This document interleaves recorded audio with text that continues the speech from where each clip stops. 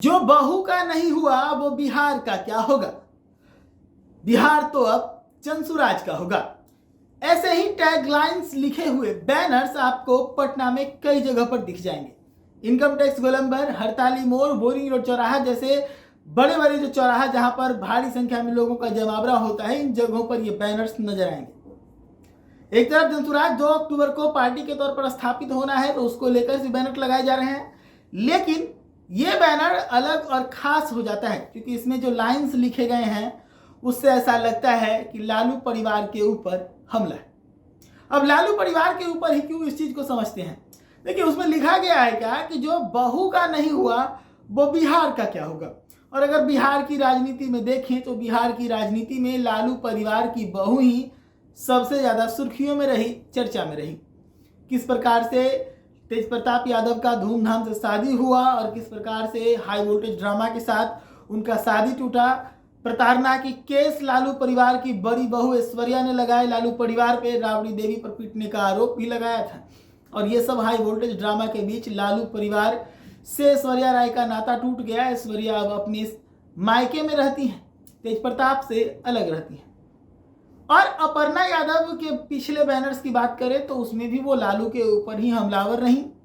तो इसी के कारण ऐसा लगता है कि ये बैनर जो लगाया गया है वो लालू के ऊपर पर्सनल अटैक है।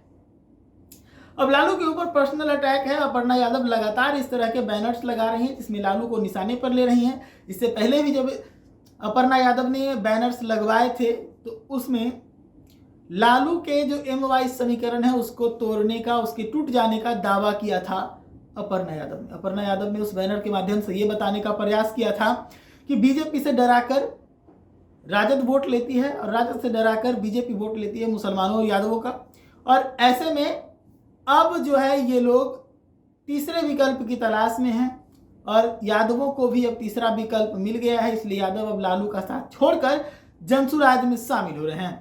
तो ये अपर्णा यादव के पिछले बैनर थे, लेकिन इस बार जो बैनर लगा वो आप देखिए साफ तौर पर किस प्रकार से इस बैनर में लालू परिवार के ऊपर पर्सनल अटैक है। एक तरफ जनसुराज 2025 की विधानसभा की तैयारी कर रहा है, दूसरी तरफ 2 अक्टूबर को पार्टी की स्थापना है उसकी तैयारी चल रही है, तीसरी तरफ सदस्यता अभियान चल रहा है और चौथे तरफ राजनीतिक बयानबाजी भी। और उसी का ये नतीजा है। आप देखिए किस प्रकार से अपर्णा यादव पटना के जगह जगह पर बैनर्स को लगवाई हैं और बैनर्स को लगाकर सीधे तौर पर लालू के ऊपर हमला किया है। और हमला करते हुए उन्होंने कहा है कि जो बहू का नहीं हुआ वो बिहार का क्या होगा, बिहार तो अब जनसुराज का होगा। तो मैंने पहले समझाया कि बहू का नहीं हुआ वो बिहार का क्या होगा। आप समझते हैं कि जनसुराज बिहार अब जनसुराज का होगा, यानी कि जो दावा जनसुराज की तरफ से किया जा रहा है तीसरे विकल्प का, एक तरफ इंडी गठबंधन एक तरफ NDA गठबंधन, जनसुराज तीसरा विकल्प बन के उभरा और दावा कर रहा है कि इन दोनों गठबंधनों से जनता जो है वो उब गई है। अब ऐसे में तीसरे विकल्प की तलाश में है और तीसरा विकल्प जो है वो जनसुराज है।